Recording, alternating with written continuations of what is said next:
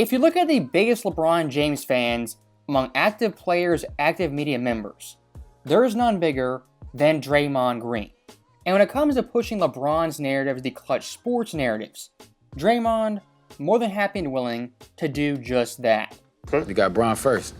Yes, because what Bron has done, like when you talk about Cicely Tyson, Yeah. Bron started in 03. By 2005, Bron was the best player in the NBA. Yeah. In 2020, he was still the best player in the NBA. He was the best player in the NBA no matter what the game did. So less than 30 seconds in Draymond, already numerous lies and falsehoods. As saying LeBron James from 05 to 2020 was the best player every single season, that's absurd. And looking at the mid-2000s, the big debate at the time was Kobe versus LeBron. And I would say in the 06 range, Kobe still was the clear-cut best player in the world. As that year, of course, 35 points per game, 5 boards, 5 assists, and led his Lakers team that was awful to 45 wins in a very tough West. Now, LeBron, of course, had great numbers as always. 31, 7, and 7 on great shooting splits. And his Cavs team won 50 games in a much weaker East.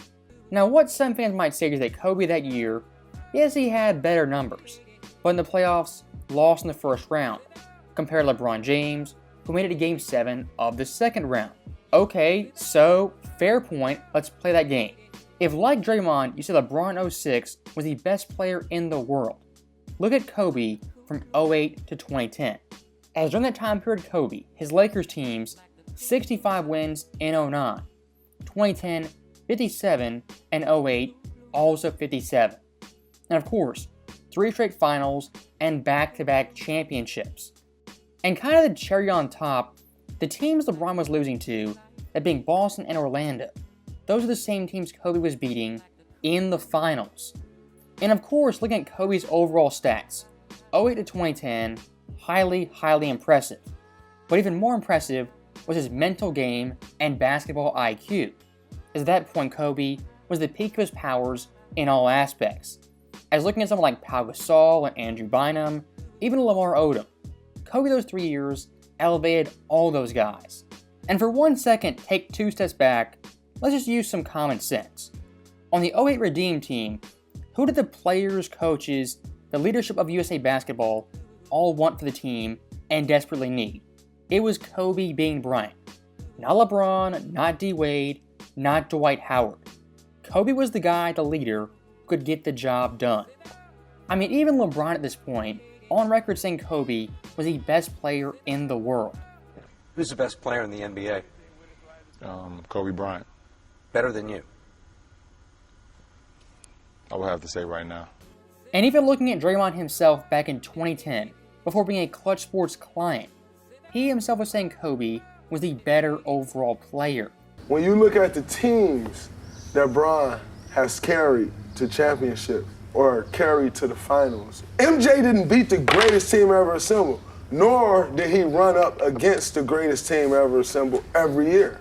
So, stopping right there, Draymond, in only 15 seconds, told numerous lies and just said things that are provably false. I mean, this dude with a straight face of LeBron James has carried teams to championships. Now, Draymond, what championship might that be? Was it in 2012 when Dwayne Wade was a third-team All-NBA player, a top 5 player, and the playoffs averaged 23, 5, and 4? Was it 2012? Maybe 2013. You know, when the Heat team, they were 10 guys deep, had Shane Battier, Birdman, Mario Chalmers, had great depth, plus Eric Spoelstra, and of course, Chris Bosh. And who can forget Ray Allen, who saved their season in Game 6? Well, maybe 2016, that's gotta be the championship run he's talking about. I mean, look at that finals. The block on Iguodala and the shot over, well, actually that was Kyrie Irving who hit the shot, not LeBron James. Oh yeah, I forgot, Kyrie Irving, last 5 games of that series. 30.8 points per game, 4.4 assists, 4.2 boards, on shooting splits that would make Steph Curry blush. Okay, so it's not 2016, 2013, or 2012. It's gotta be 2020 in the NBA bubble. I mean, LeBron that year, he had to carry his team to a championship because all his teammates, they were just bums. Well, I guess that's true if you ignore their depth, their shooters, guys like Kuzma, Caruso, Dwight Howard, Rondo, etc. And of course, the biggest piece, Anthony Davis, who at the time was the best defender in basketball and debatably LA's best player in the postseason. As AD in those playoffs, 28 points per game, nearly 10 boards, 4 assists, 1.4 blocks on impeccable shooting splits. For Draymond Green to have the audacity to say LeBron James carried teams to championships, you're a pathological liar. Now, to give Draymond credit, in that clip, that wasn't his worst take, not even close. His worst take was the following, saying Michael Jordan never beat the greatest team ever assembled. Well, Draymond, let's think about this 1 second. Jordan back in the day, his team debatably was the greatest team of all time. And even looking at LeBron James, the only team he beat was the 2016 Warriors, who in Warriors franchise history isn't even the best Golden State team. And Draymond went one step further, saying Jordan, quote, didn't face the greatest team of all time every single year. Again, Draymond. LeBron James has played 21 seasons. He faced Golden State 4 times out of those 21 years. The crux of Draymond's argument is pretty simple. LeBron James is the GOAT because versus Golden State, he went 1-3. You look at the skill set that Bron has. There's nobody that has ever played the game of basketball that can do what LeBron James does on a basketball court. Nobody. Michael Jordan could do just about all that LeBron James does, except for he for damn sure couldn't pass like Bron. They had a vision like that. I love MJ. I think MJ is incredible. MJ is MJ. We all wanted to be like Mike. I wear 23. Come on now. We all want to be like Mike. But what LeBron has been able to do and how he can control a game and to do it this long, MJ retired. This shit's grueling. Now, stopping it right there, I apologize to you, the viewer, because that right there, 45 seconds of incoherent rambling and just babbling nonsense. And one point he was trying to make is LeBron James, quote, does things nobody else can or ever has done. Now look, LeBron James is a great player. But if you're going to get down to this type of stuff, saying nobody could do what he could do, the passing, the rebounding, the scoring, give me a break. Look at peak Jordan, 88-93 in the playoffs. His all-around game, two-way impact, general playoff brilliance, off the charts. 35 points, 7 boards, 7 assists, 2 steals, 1 block for a guard on 50-36 and 83 splits. Jordan at this point checked all the boxes. Had the mid-range game, could finish left or right-handed, and even could shoot the 3 ball. And around 92-93, his overall basketball IQ decision-making was second to none. And unlike the second three-peat, Jordan at this point was his physical apex in terms of speed and strength. Yeah. Going to the finals year after year after year, Bron went 8 or 9 straight. 9 straight. MJ took a break right in the heat of that shit. Bron ain't taking no break. You know what he did?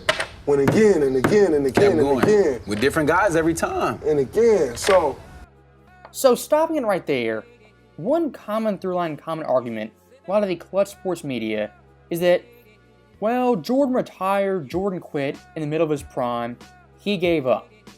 You see it with Shannon Sharpe, Nick Wright, JJ Redick, and of course, Draymond. Now this overall argument line of thinking, highly disingenuous. One, Michael Jordan, when he retired, he wasn't quitting. He had won 3 championships and was on top as the best. And why he retired wasn't because, he just couldn't go on. His father passed away. How do you ignore that? And looking past that, Draymond's overall argument of why LeBron James just so great, so unstoppable, and better than Jordan is because, quote, he went to the finals again, so on, so on, so on. When talking Jordan versus LeBron, the best of the best, making the finals, that's only half the deal. What you gotta do is close the deal and win the whole damn thing. As far as I'm concerned, at the end of the season, there's one Larry O'Brien, and the second place finisher doesn't get a ribbon. And I do find it pretty astounding Draymond's co-host, who I don't know who this guy is. He said, quote, LeBron did it with different guys every time. And when he says that, he says it in a positive light like it's a good thing. When I hear that, I'm repulsed. LeBron James, every 4 to 5 years, recycles his teammates, jumps ship at the first sign of trouble. For myself and a lot of NBA fans, that is not impressive. I mean, how many guys in history can join 2 All-Stars in Miami, go back to Cleveland, get 2 more All-Stars, then go to Los Angeles and get a superstar in Anthony Davis? I mean, a lot of guys can do that and win championships. For me, that's why it's Bron over MJ for me. And on top of that, the talent nowadays is way better. And I'm sure one of the old fucks gonna say, you out of your mind, and this, that, and the other, blah, blah, blah. The talent is way better. Just like the talent at Apple is way better than the talent that was working at Apple in 1991. So, cutting Draymond off right there, in this clip, really no substance, no argument that was grounded in fact or reality. What he devolved into is saying, well, the 90s, the 80s, that era sucked, it was trash, and my era's better, blah, blah, blah. I mean, this right here is Clutch Sports 101. When it's LeBron James, boost up all his accomplishments. He makes the finals, treat that like the greatest thing in the world. Jordan wins 3 championships, retires, downplay that and diminish it. And if worse comes to worse, just trash Jordan's entire era. So that right there is the end of the video. As always, thank you guys for watching. Hope you enjoyed it. I'll see you next time.